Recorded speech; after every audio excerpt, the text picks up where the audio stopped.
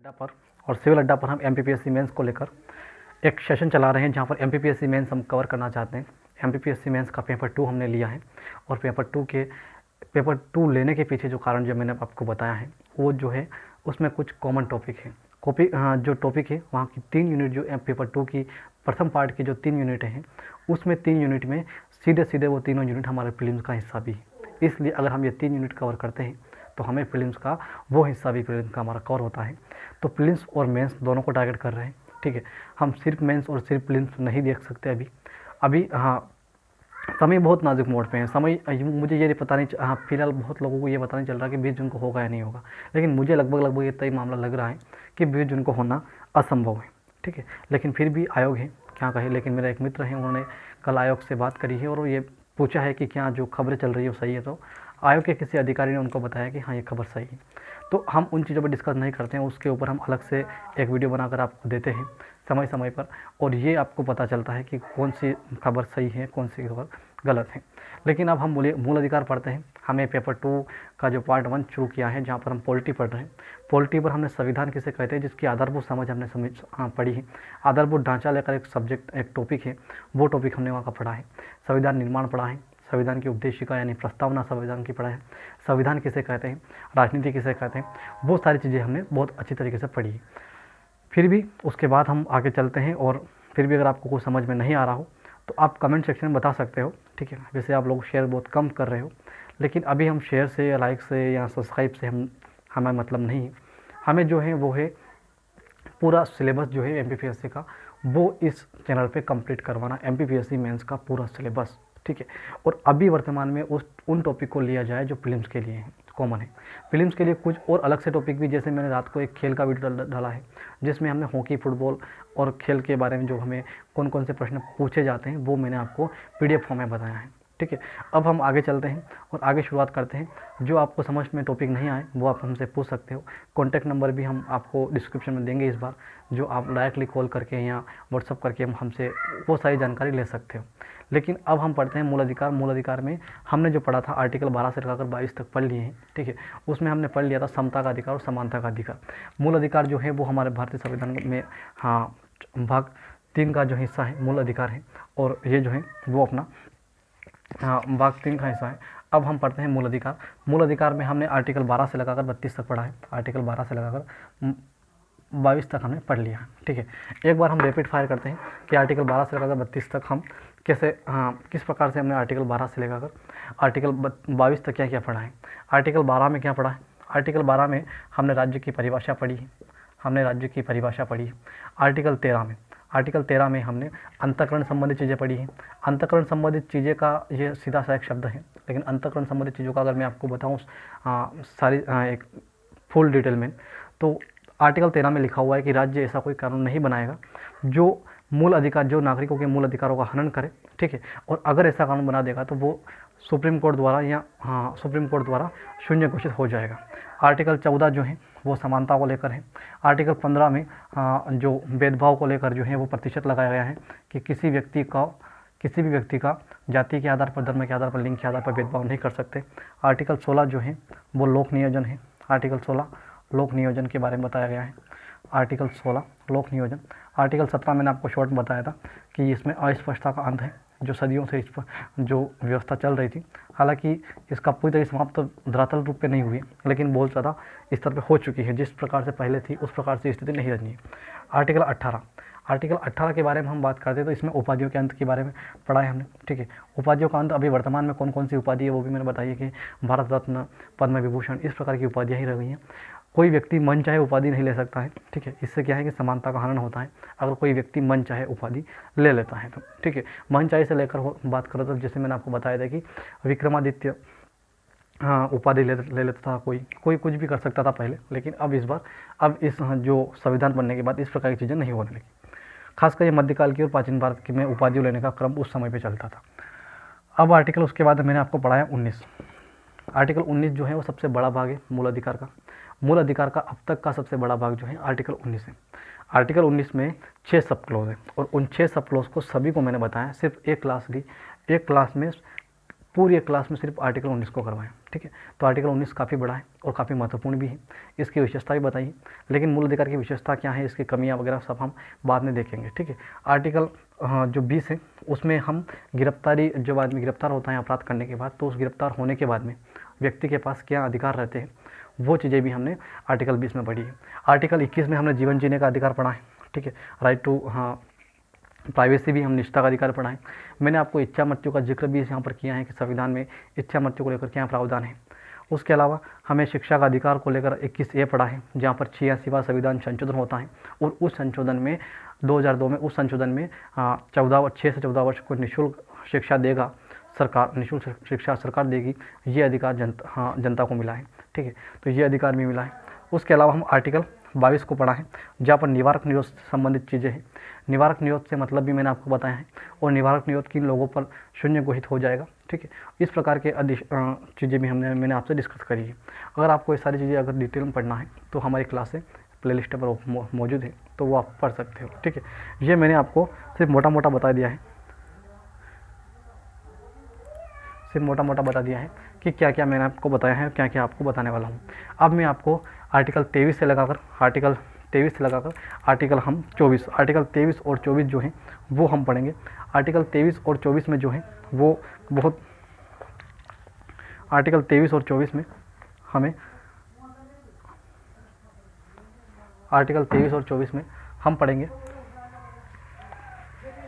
धार्मिक स्वतंत्रता का अधिकार जो है वो आर्टिकल 25 के बाद में लागू होगा, माफ़ कीजिएगा।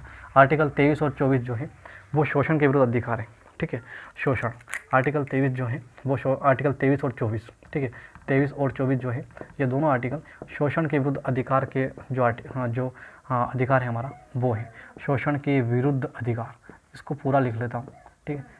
जो भी शोषण होगा किसी व्यक्ति के खिलाफ, उसके विरुद्ध जो अधिकार मिला है, शोषण करने वालों के लिए कुछ इसमें कानून बताए गए हैं, ठीक है।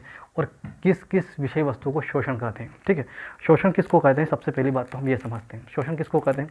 शोषण कहने का यहाँ पर सीधा सा मतलब ये जो है, ये जो शोषण है, शोषण का हम एक तरीके से देखा जा सकता है अत्याचार, ठीक है। अत्याचार, इसको हम एक तरीके से शोषण को हम अत्याचार भी कह सकते हैं, ठीक है। लेकिन ये वो वाला अत्याचार नहीं है, ठीक है। जिस प्रकार से अत्याचार हम पढ़ते हैं ना कि किसी को मारकूट की जा रही है, किसी पर ज़बरदस्ती की जा रही है, वो वाले आर्टिकल। ये जो शोषण है यहाँ पर वित्तीय रूप से या ज़बरदस्ती तरीके से किसी को काम करवाया जा रहा है। एक सेकंड के लिए मैं आपको बता देता हूँ कि शोषण किसे कहते हैं, ठीक है। जैसे कोई ए व्यक्ति है जो दुकानदार है और कोई एक बी व्यक्ति है जो खरीदार है, ठीक है। आप आसानी से समझिएगा। एक व्यक्ति दुकानदार है, बी व्यक्ति जो है वो खरीदार है, और ये जो है वो कोई वस्तु लेने के लिए ए वाली दुकान पे गया है। लेकिन ए वाली दुकान पर क्या होता है दोस्तों कि वहाँ पर कोई वस्तु वो खरीदता है, तो उस जो ए व्यक्ति है, जो दुकानदार है, उसका 1 रुपये का वो 10 रुपये लेता है। जो 1 रुपये की वस्तु होती है, 2 रुपये की वस्तु होती है, उसका वो 10 रुपये लेता है, ठीक है। वो 10 रुपये लेता है, वहाँ तक ठीक है। लेकिन कब लेता है, जब इस व्यक्ति को पता ही नहीं, जब वो व्यक्ति इसके बारे में अज्ञात हो, ठीक है। अगर आपको और बढ़िया तरीके से बता देता हूँ तो इसको कहते हैं शोषण। अगर आपको एक और शोषण एक तरीके से बता सकता हूँ कि जैसे आपने उपन्यास पढ़ा होगा गोदान, मुंशी प्रेमचंद जो हिंदी के बहुत बड़े लेखक हैं, उपन्यासकार हैं, उनका एक उपन्यास है गोदान। उस गोदान में आपने पढ़ा होगा कि किस प्रकार से शोषण हुआ था जो उस कहानी के नायक थे, ठीक है। तो वहाँ पर क्या होता है कि वो जो एक साहूकार से ऋण लेते हैं और अपनी जो पत्नी को गोदान करते हैं, ठीक है। तो वहाँ पर वो क्या करते हैं कि जिस साहूकार से वो ऋण लेते हैं, जैसे मान लो ए साहूकार है और वो बी नायक है, ठीक है, वो इनसे ऋण लेते हैं, ऋण लेकर गाय लेते हैं। गाय तो ठीक है वो अपना सेटलमेंट करते हैं, लेकिन गाय जो लेते हैं उस गाय के बदले जो साहूकार है वो उनसे काम करवाता है कि भाई पैसे दो। अब वो पैसे समय पर नहीं दे पाते। जब पैसे समय पर नहीं दे पाते तो वो क्या करते हैं कि गाय तो अपने वहाँ पर मजदूरी करने लग जाते हैं, ए साहूकार का मजदूरी करने लग जाते हैं। लेकिन वो मजदूरी करते करते पूरी जीवन निकल जाता है, लेकिन वो मजदूरी उनकी वो जो पैसे है वो समाप्त नहीं हो जाते कि मैंने इतना पैसे लिए थे उसका मजदूरी ये बनी, नहीं। क्योंकि वो जो पैसे लेते हैं, मान लो 100 रुपये उन्होंने लिए, तो 100 रुपये का वो ब्याज जोड़ते हैं 10 रुपये प्रति साल, ठीक है। और वो जो काम करते हैं पूरे साल में वो उनका भी उनको दिहाड़ी मिलती है 10 रुपये। तो यानी कि वो तो वहाँ से कट गए, मात्र उनके 100 जो 10 रुपये बने उनके वो तो कट गए, 100 रुपये ऐसे बचे। यानी कि वो चाहे हाँ, उनके साथ पीढ़ी भी अगर इस प्रकार से काम करते चले तो वो जो 100 रुपये हैं वो नहीं उतार पाएंगे, वो उनके ब्याज ब्याज में ही काम करते रहेंगे। इस प्रकार से जो था वो शोषण वाला काम था। चलिए अब हम पढ़ते हैं आगे, और शोषण के विरुद्ध अधिकार पढ़ते हैं। शोषण के विरुद्ध अधिकार जो है वो कोई व्यक्ति, जो आर्टिकल 23 है वो हम पढ़ते हैं। आर्टिकल 23 में क्या लिखा हुआ है, पूरा आर्टिकल सही तरीके से पढ़ते हैं। आर्टिकल 23 जो है वो सही तरीके से पढ़ने के बाद ही हमें पता चलेगा कि आर्टिकल 23 में क्या लिखा हुआ है। आर्टिकल 23 ये बोलता है शोषण के विरुद्ध अधिकार में आर्टिकल 23 और 24 जो है हमारे संविधान का हिस्सा है। और आर्टिकल 23 जो है वो ये कहता है, आर्टिकल 23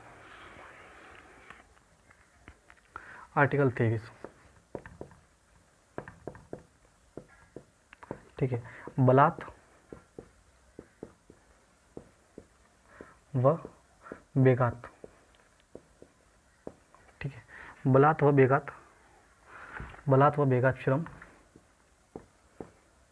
प्रतिबंध या प्रतिषेध, ठीक है, इस प्रकार से लिखा जाता है संवैधानिक भाषा में आर्टिकल 23 में, ठीक है। बलात् अब यहाँ पर बलात् क्या है, ज़बरदस्ती कार्य करवाना, ठीक है, और बेगात होता है किसी की इच्छाओं का हनन करना। तो इस प्रकार से इच्छाओं का हनन का मतलब ये होता है कि कोई जो मानव दुर्व्यापार भी होता है तो वो भी इसके अंदर समेट लिया गया कि किसी व्यक्ति को दास बनाया गया है। देवदासी जो पहले प्रथा थी, आपने अगर प्राचीन बात में पढ़ा हो तो देवदासी वाली प्रथा है, देवदासी अगर आपने पढ़ा हो, बलात् वाला जो हिस्सा है वो पढ़ा हो, तो इस प्रकार की जो आप चीज़ें पढ़ते हो वो सारी चीज़ें जो है, जैसे मानव का जो दास बेचते थे पहले भारत से ले जाकर कहीं और कहीं और से ले, यानी भारत में ही बेचते थे, ऐसा नहीं, ठीक है। तो इस प्रकार से जो हम दास जो प्रथा देखते हैं वो सारी चीज़ें यहाँ पर मना की गई है, ठीक है, किसी इच्छाओं के विरुद्ध। अगर कोई इच्छा से रहना चाहता है तो ठीक है, लेकिन यहाँ से अगर आप उठा ले उसको और कहीं और बेच दे, ये वाला जो मानव दुर्व्यापार है वो यहाँ पर समाप्त किया गया है कि इस प्रकार के दुर्व्यापार को आप नहीं देखो, नहीं करोगे, ठीक है। अब हम आगे बढ़ते हैं, आर्टिकल 23 का जो हमने पढ़ा था, आर्टिकल 24 पढ़ते हैं। आर्टिकल 24 बड़े व्यक्तियों के लिए नहीं, आर्टिकल 24 जो है वो सीधा सा आर्टिकल 24 जो मिलेगा आपको वो मिलेगा बच्चों के लिए, ठीक है। आर्टिकल 24 बच्चों के लिए, आर्टिकल 24 बच्चों के लिए मिलेगा, और बच्चों के लिए उन्होंने आर्टिकल में लिखा है कि कोई भी जो 14 वर्ष से नीचे का बच्चा है या कोई बालक है बच्चा, ठीक है, कोई बालक की उम्र में आता है तो आर्टिकल 24 उसके बारे में कहता है कि इसे संकटपूर्ण स्थिति में नहीं, संकटपूर्ण कारखानों में काम नहीं करवाया जा सकता इन लोगों से, यानी 14 वर्ष से जो कम बच्चे हैं, ठीक है, यानी जो बालिक हैं उनको संकटपूर्ण कारखाने, संकटपूर्ण फैक्ट्रियों के बीच में काम नहीं करवाया जा सकता, ठीक है।